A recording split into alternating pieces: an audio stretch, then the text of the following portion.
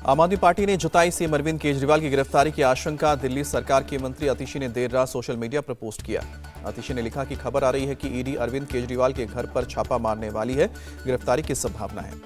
दिल्ली सरकार के मंत्री सौरभ भारद्वाज ने पोस्ट किया। सुनने में आ रहा है कि गुरुवार की सुबह सीएम केजरीवाल के घर ईडी को उनके गिरफ्तार करने पहुंचने वाली है। सीएम केजरीवाल ने ईडी को दिया जवाब, कहा कि जांच में सहयोग के लिए तैयार हूं, लेकिन पहले मेरे सवालों का जवाब दें। सीएम केजरीवाल ने ईडी के व्यवहार को बताया मनमाना और गैर पारदर्शी। दिल्ली में राज्यसभा चुनाव और 26 जनवरी की तैयारियों का हवाला दिया। केजरीवाल के समर्थन में आए उद्धव ठाकरे की शिवसेना के नेता संजय राउत कहा कि बीजेपी चाहे जितनी कोशिश करे, अरविंद केजरीवाल डरने वाले नहीं।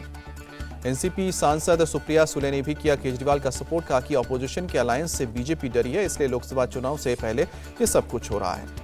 बीजेपी प्रवक्ता गौरव भाटिया ने सीएम केजरीवाल को बताया कट्टर बेईमान, कहा कि ईडी के सवालों से बच रहे हैं। रांची में अवैध माइनिंग के मामले में आधी रात तक चली ईडी की रेड। सीएम हेमंत सोरेन के मीडिया सलाहकार अभिषेक प्रसाद के घर में ईडी ने रवाना हुई। ईडी की ओर से रेड के बीच सीएम सोरेन की विधायक दल की बैठक हुई। हेमंत सोरेन के सीएम बने रहने पर फैसला हुआ।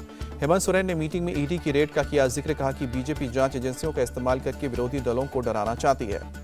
सभी विधायकों से एक हफ्ते तक रांची में रुके रहने के लिए कहा गया है। बैठक में जेएमएम और सहयोगी दलों के 43 विधायक मौजूद रहे।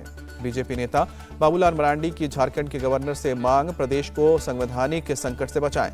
दिल्ली में आज कांग्रेस की बड़ी बैठक, लोकसभा चुनाव की रणनीति और भारत न्याय यात्रा पर चर्चा होगी।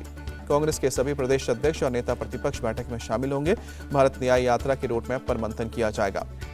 दिल्ली में आज सोनिया गांधी से मिलेंगी वाईएसआरटीपी की चीफ वाईएस शर्मिला। विधानसभा चुनाव में शर्मिला ने कांग्रेस को सपोर्ट किया था। केरल के त्रिशूर में पीएम मोदी ने इंडिया अलायंस पर निशाना साधा, कहा कि इसका काम हमारी आस्था को चोट पहुंचाना है। पीएम ने कांग्रेस और उसके सहयोगियों पर निशाना साधा, कहा कि नारी शक्ति को कमजोर माना, महिला आरक्षण बिल को नहीं किया लागू। 10 जनवरी को असम जाएंगे BJP chief JP Nadda. Lok Sabha चुनाव की तैयारियों की जायजा लेंगे।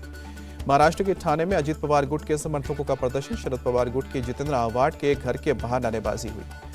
पुलिस ने कई समर्थकों को हिरासत में लिया। एनसीपी नेता के घर के बाहर पुलिस का तैनात। एनसीपी नेता जितेंद्र आव्हाड ने एक प्रोग्राम में भगवान श्री राम को बताया मांसाहारी, कहा कि राम मांसाहारी थे, वो भी मांसाहारी हैं, इसलिए राम उनके आदर्श हैं। कांग्रेस नेता वीके हरिप्रसाद का बयान, राम मंदिर की आड़ में कर्नाटक में गोधरा जैसा कांड करवा सकती है बीजेपी। वीके हरिप्रसाद के गोधरा वाले बयान पर बीजेपी का पलटवार। सीटी रवि ने वीके हरिप्रसाद के बयान की जांच की मांग की। बीजेपी नेता ने कहा कि कांग्रेस नेता के पास इस योजना की जानकारी कहां से आई, इसकी जांच होनी चाहिए। कौन संगठन योजना बना रहे हैं, जांच से खुलासा होगा। पीएम मोदी ने अयोध्या की मीरा माझी को लिखा पत्र, मीरा और उनके परिवार की तारीफ करते हुए उज्जवल भविष्य की कामना की। पंजाब के पटियाला में गुरुद्वारा साहिब में बेअदबी का मामला सामने आया। पुलिस ने आरोपी शख्स को गिरफ्तार किया। गुरुग्राम में मॉडल दिव्या पाहुजा की होटल सिटी पॉइंट में हत्या। होटल का मालिक अभिजीत हत्या के आरोप में गिरफ्तार। यूपी के कासगंज में इंस्पेक्टर हरिभांस सिंह को मारी गई गोली। घायल इंस्पेक्टर को इलाज के लिए अलीगढ़ भेजा गया। पशुओं को लेकर दो पक्षों के बीच हो रहे विवाद सुलझाने पहुंचे थे इंस्पेक्टर हरिभांस सिंह। एक पक्ष की तरफ से गोली चलाई गई। दिल्ली में कोहरे की वजह से कई ट्रेनें देरी से चल रही हैं। नई दिल्ली रेलवे स्टेशन पर यात्रियों की भीड़। दिल्ली में घने कोहरे की वजह से एयरपोर्ट पर विजिबिलिटी कम, कई फ्लाइट्स लेट। एमपी के ग्वालियर में घने कोहरे का असर, ट्रेन हो रही है लेट। यात्री घंटों स्टेशन पर कर रहे हैं इंतजार। पेंशन स्कीम को लेकर ईपीएफओ का बड़ा अपडेट। हायर पेंशन स्कीम के तहत डिटेल अपलोड करने की समय सीमा 31 मई तक बढ़ाई गई।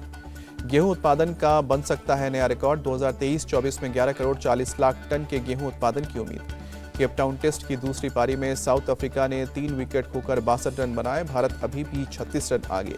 साउथ अफ्रीका ने भारत के खिलाफ बनाया अब तक का सबसे कम टेस्ट स्कोर। पहली पारी में 55 रन पर ऑल आउट जवाब में भारत ने बनाए 153 रन। भारत की तरफ से पहली पारी में मोहम्मद सिराज ने 6 विकेट चटकाए। मुकेश और बुमराह को 2-2 विकेट मिले। मोहम्मद सिराज ने तोड़ा अनिल कुंबले का रिकॉर्ड। साउथ अफ्रीका में टेस्ट में बेस्ट पेल फेंकने का कमाल किया। साउथ अफ्रीका के 2 बल्लेबाज ही पहली पारी में दिहाई का आंकड़ा छू पाए। विकेट कीपर वीरेन ने सबसे ज्यादा 15 रन बनाए। भारत के लिए विराट कोहली ने पहली पारी में सबसे ज्यादा 46 रन बनाए। रोहित शर्मा ने 39 और शुभमन गिल ने 36 रन की पारी खेली। अच्छी शुरुआत के बाद ताश के पत्तों की तरह बिखर गई भारत की पारी। 7 बल्लेबाज खाता तक नहीं खोल पाए। सीनियर नेशनल जिम्नास्ट चैंपियनशिप में दीपा कर्मकार का जादू, टॉप पर बरकरार। पेरिस ओलंपिक क्वालिफिकेशन पर नजर।